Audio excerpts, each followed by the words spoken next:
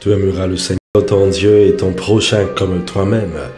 Tiré du chapitre 22e de Matthieu. Sœurs et frères, paix et joie. La résonance de ces paroles éveille en nous l'amour qui s'origine en un Dieu qui est lui-même compassion et amour. Nous vivons des jours troublés où ces vertus sont mises à rude épreuve à cause de la guerre, de la violence et de la haine qui se répandent un peu partout, qui nous font oublier notre véritable identité de fils et de filles de Dieu, créés par amour et pour l'amour. Ayons une attention spéciale pour les humiliés, les laisser pour compte, les immigrés et les oppressés. S'il crie vers moi, je l'écouterai, car moi je suis compatissant. Exode chapitre 22, le verset 26. La compassion de Dieu pour son peuple est le fondement de toute loi en Israël. Dieu a un faible pour les faibles et il compte sans cesse sur nous qui, ayant fait l'expérience de l'humiliation, de la misère, de l'immigration et de toute autre forme de marginalisation, de l'incompréhension, pour témoigner de l'empathie à tous ceux et celles qui vivent actuellement ces mêmes situations. Dieu a menacé le peuple pour l'inviter à entrer dans les rangs. En intégrant les commandements du Seigneur, au fur et à mesure, les menaces ne seront plus nécessaires. La loi en Israël comptait 613 commandements.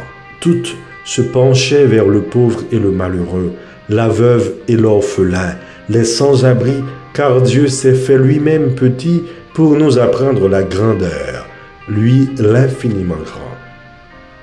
Aujourd'hui, avec ce qui se passe dans le monde, nous voyons à découvert une facette de l'homme meurtri par le péché, rongé par la haine et gangrené par la vengeance, avec un appétit pour la souffrance de ses frères et sœurs, dans le seul et unique but de satisfaire ses propres intérêts, comme si la terre ne nous appartenait pas à tous, notre mère, notre maison commune.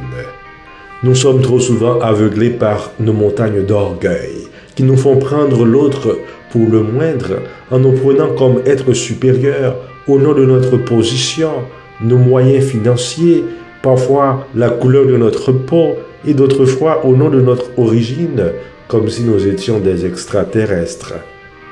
L'homme ne se fatigue plus à rechercher la compassion, et aimer devient pour lui une tâche secondaire, alors que Dieu le met au-dessus de tout.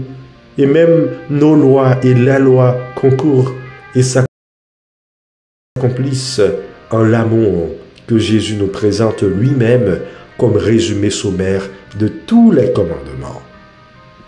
Le contexte de l'intervention de Jésus au 22e chapitre de Matthieu exige que l'on se situe dans une approche exégétique plutôt pédagogique avec les lunettes de Marie-Noël Tabu. Cette portion du premier évangile débouche sur l'entrée triomphale de Jésus à Jérusalem et sur sa passion. Plusieurs groupes cherchent donc des failles dans l'enseignement de Jésus et cherchent donc à le piéger. Nous nous souvenons de trois paraboles caractéristiques, celle des deux fils, celle des vignerons homicides et du doublet du banquet nuptial et la robe nuptiale. Et les opposants de Jésus, les scribes, les pharisiens, les sadducéens, les docteurs de la loi, lui ont posé trois grandes questions pièges. L'impôt à César, la résurrection des morts, et maintenant le plus grand commandement. Alors qu'ils s'attendent que Jésus se bute sur cette dernière pierre d'achoppement, ils refusent d'établir une hiérarchie entre les commandements. Nous vous rappelons que les commandements furent au nombre de 613 en Israël. Jésus en cite deux qu'il place au même niveau. D'abord, tu aimeras le Seigneur ton Dieu de tout ton cœur, de toute ton âme et de tout ton esprit. Tiré du Deutéronome chapitre 6, le schéma Israël. Ensuite, tu aimeras ton prochain comme toi-même. Lévitique chapitre 19, le verset 18c. Saint Jean nous dira que Dieu est amour et nous a aimés le premier. Si nous ne pouvons pas aimer, nous nous dénaturons, nous perdons notre identité. Car nous sommes faits pour l'amour, au-delà des questions politiques, religieuses, sociales, culturelles. Le binôme aimer et être aimé demeure fondamental. Écoutons Saint Paul dans l'hymne à la charité. J'aurais beau distribuer toute ma fortune aux affamés, j'aurais beau me faire brûler vif, s'il me manque l'amour, cela ne me sert à rien.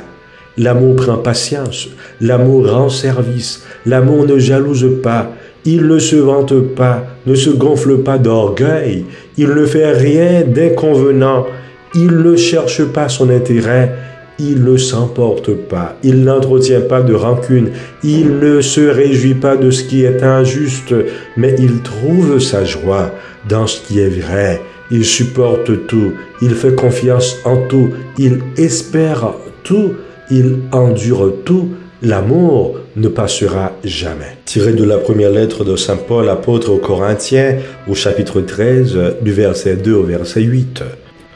L'enseignement donné ici résume le contenu de la loi et les prophètes. Si vous voulez être les fils de Dieu qui vous a libérés, soyez vous-même des libérateurs. L'unique loi qui nous donne accès à la vraie liberté, c'est la loi de l'amour. Nous sommes désormais sous l'autorité de la grâce et non de la loi, nous dira Saint Paul, car l'accomplissement parfait de la loi, c'est l'amour. Sachez-le et vivez selon ces paroles, car Deus caritas est, et la mesure de votre amour sera votre juge.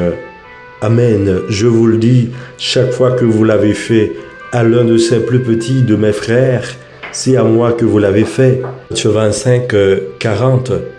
Sœurs et frères, engageons-nous pour que renaisse dans le monde une vraie civilisation d'amour, où la mesure de l'amour sera d'aimer sans mesure, où l'amour deviendra la vraie liberté selon l'esprit d'Augustin. Aime et fais ce que tu veux, car l'amour ne fait rien de malhonnête. Amen.